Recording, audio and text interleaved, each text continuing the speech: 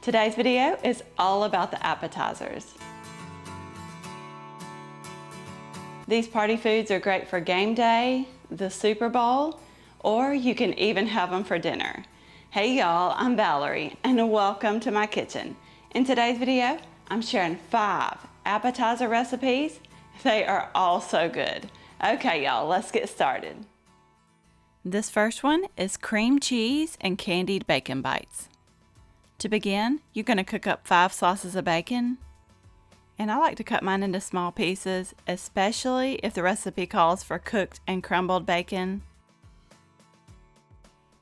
You're just going to cook it until it's done, but not quite crispy. It'll finish cooking in the oven. And I did do a little extra so I'd have something to snack on.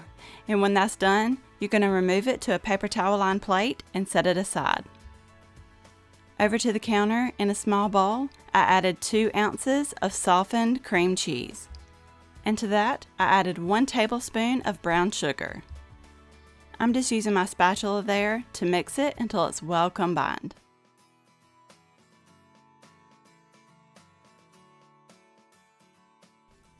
I'm making these on a small baking sheet, and you'll need 1 box of frozen Phyllo Cups. I find these in the frozen food department, usually near the pie crust, but I will say they are hard to find. I can usually find them at Ingles or Publix. After you get them all laid out on that baking sheet, we're going to take that cream cheese mixture and divide it evenly between those 15 Phyllo Cups. So it ends up being about a teaspoon in each cup. After you get them all filled up, we're going to set it to the side. I'm using that same bowl I mixed the cream cheese in. I'm adding in that cooked bacon, and I did chop mine up into very small pieces. It's a whole lot easier to put in those cups that way. I also added in 2 tablespoons of brown sugar and 1 tablespoon of maple syrup. And if you don't have maple syrup, pancake syrup will work just fine. You just really need something to help that brown sugar stick to the bacon. Now you're going to make sure all that's mixed together really good. Now we're going to grab those Phyllo Cups and do the same thing we did with the cream cheese. You're going to divide that bacon evenly between those 15 Phyllo Cups. By the way, if you're enjoying this video, I would really appreciate it if you would give me a thumbs up. It really does help out my channel. And it just lets me know that you want to see more videos like this. Now these go into the oven to bake at 350 for 8 to 10 minutes, or until that bacon on top looks nice and caramelized. I did want to mention this recipe is super easy if you want to double it or even triple it. These here, now these are a crowd pleaser. That combination of bacon and cream cheese is out of this world. I can't think of 2 better things in one tiny little bite. These cracked chicken roll-ups were a new one for us and we loved them. You'll need 1 8-ounce can of the refrigerated Crescent rolls. I'm just laying them out on my cutting board and I'm going to separate them into 8 triangles. And while I'm cutting these with my pizza cutter, I just want to say, I love you all, and I truly, truly appreciate you being here. Thank you for the support, and thank you for taking the time out of your day to watch my videos. It really does mean a lot to me. Okay, now I'm going to show you how to put these together. I'm putting these together one at a time. You're going to lay down a triangle, and then we're going to cover it with just a little squirt, maybe a teaspoon or 2 of ranch dressing. If you want, you can spread it out with a little brush or spoon, but I didn't do that. I'm using the Tyson fully cooked chicken strips. The recipe called for unthawed, but I'll let mine thaw out a little bit. I don't think it matters. After I got that chicken tender laid on there, I topped it with a slice of cheddar cheese. And I just cut a slice off the block. And on top of that, I'm adding half a slice of fully cooked bacon. I don't ever buy this kind that's already cooked, but I did for this recipe and it made it so much easier. Now you're going to make sure everything stays together and carefully roll it all up. And these do not have to be perfect. Mine were definitely not. And I mean, nobody cares what they look like as long as they're delicious. Now we're just going to continue with the rest of those triangles. I'm using my cookie sheet to make these on, but you could even do it in a 9x13. And after you get them all on there, they're going in the oven to bake at 375 for 18 to 20 minutes, or until they're golden brown. And while they're in the oven, we're going to make up a ranch butter sauce to brush on top when they come out. I mixed together 2 tablespoons of melted butter and about 2 teaspoons of ranch seasoning mix. Here they are out of the oven, and you're going to immediately brush them with that butter sauce. And I can promise you, you do not want to skip this step. This was my first time making these, and I've had this recipe printed out for a really long time now. I finally got around to making them, and I am so glad I did. My only regret is not doubling this recipe. And these are good for game day, even holiday parties, family get-togethers, birthday parties. Anytime you need a finger food, these are something you need to make. They came together quick and they are delicious. These baked crescent sandwiches are a great appetizer, but you can even make them for lunch.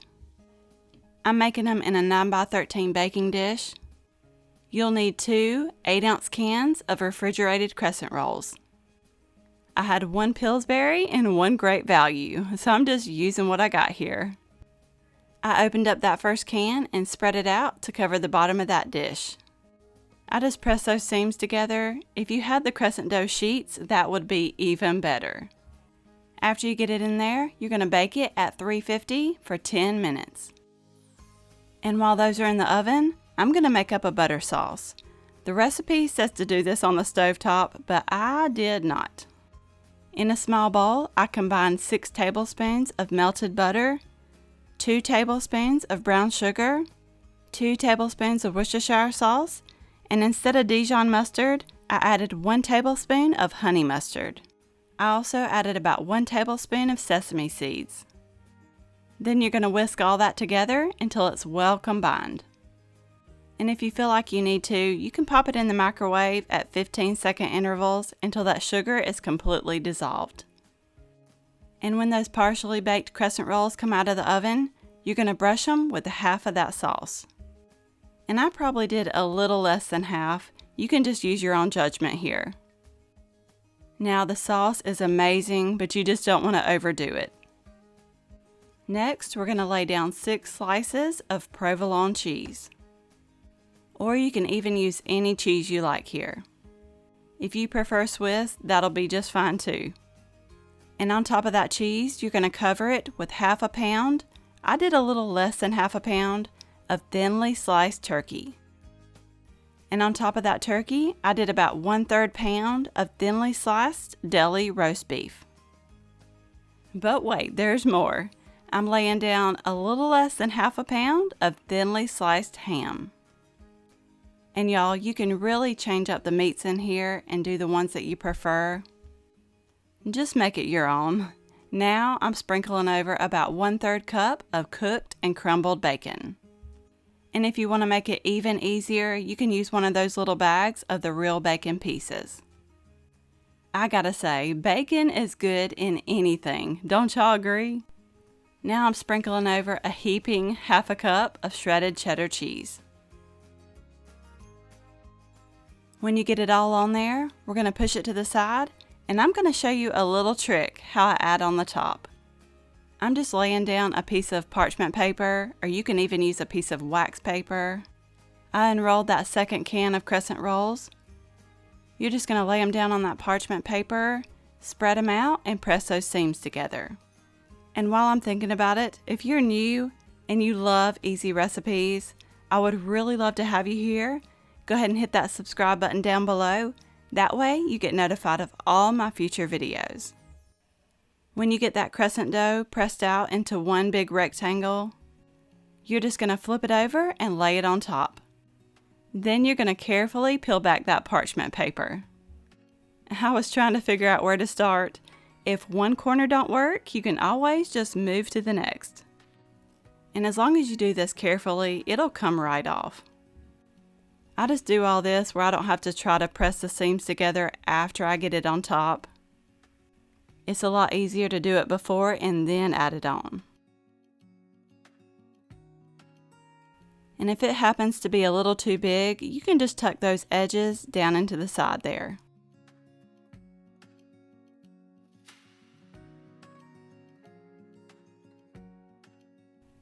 Now I'm going to grab that other half of the butter sauce from earlier and brush it on top. And again, use your own judgment here. I probably shouldn't have used all this, but I did. Don't get me wrong, it was delicious, but it was a tad bit messy. And I'll show you in a minute what I did here, or it was my husband's idea actually, but that ended up not being a problem at all. I covered this and then I baked it at 350 for about 20 minutes.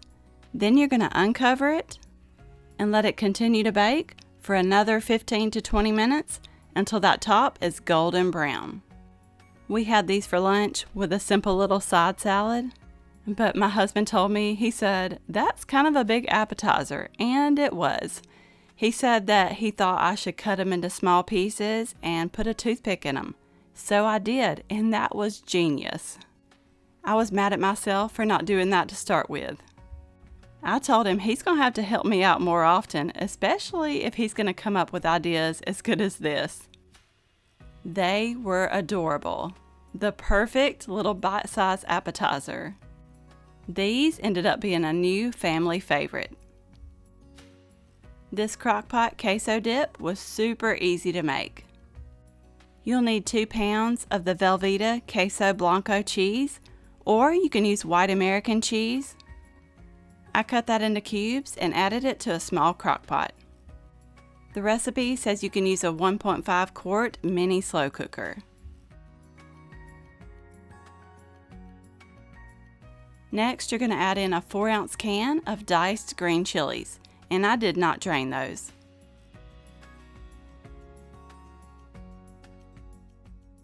Now I'm adding in 2 tablespoons of butter, and I'm just laying it on top there. The recipe called for half a teaspoon of taco seasoning. I'm just trusting the process here. I also added 1/4 teaspoon of garlic powder. Now I'm covering all that with 1 cup of milk. Now I'm just giving it a really good stir.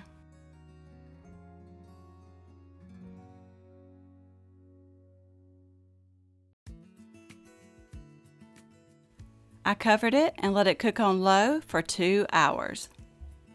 You do want to stir it occasionally just to make sure it don't stick to the bottom, and it'll melt down a little quicker that way. This dip was so good. I made it when we had everybody down for my niece's birthday party, and everyone loved it. And don't let the diced green chilies scare you. It's not spicy, it just adds flavor.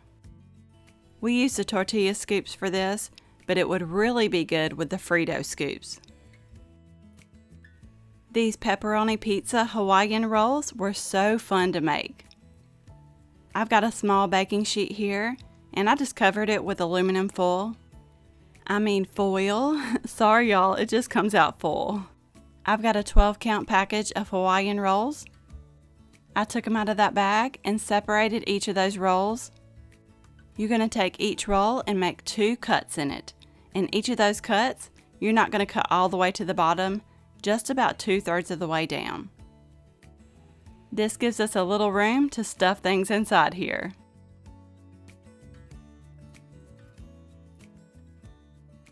After you get 2 cuts in each of those rolls, we are going to add in some pepperoni.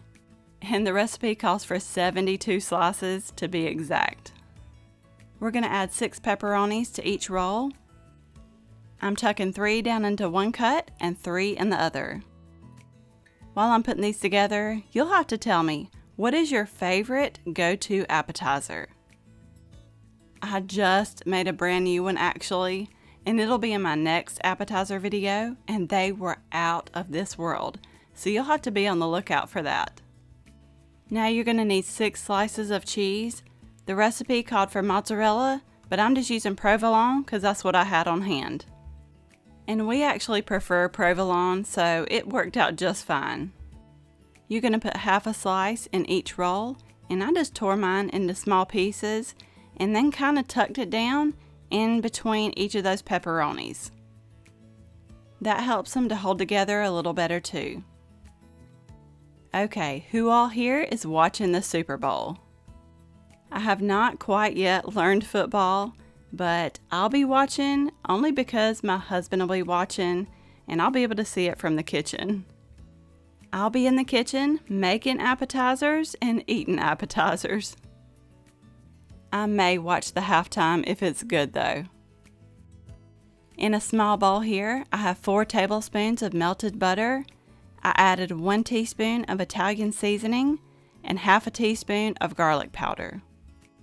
You're going to mix it until it's well combined. I'm using my little silicone brush and I'm brushing that butter sauce on top of each of those rolls. And if you can get them down into those cuts where the pepperoni and cheese are, that'll make them even better.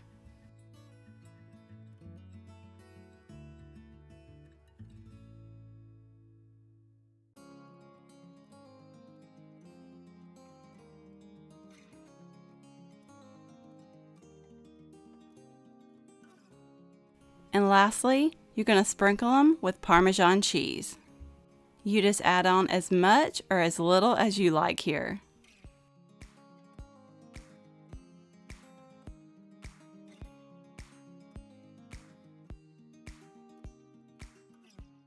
The recipe didn't say to cover these, but I didn't want the tops to burn, so I covered them loosely with foil.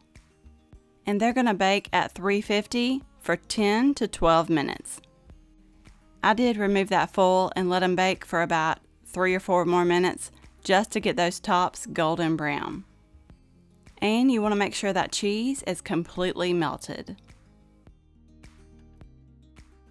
These were fun to make and they were so good. Not to mention these were very kid friendly. My daughter loved them. They were like a little handheld pizza roll. And the flavor in these were amazing.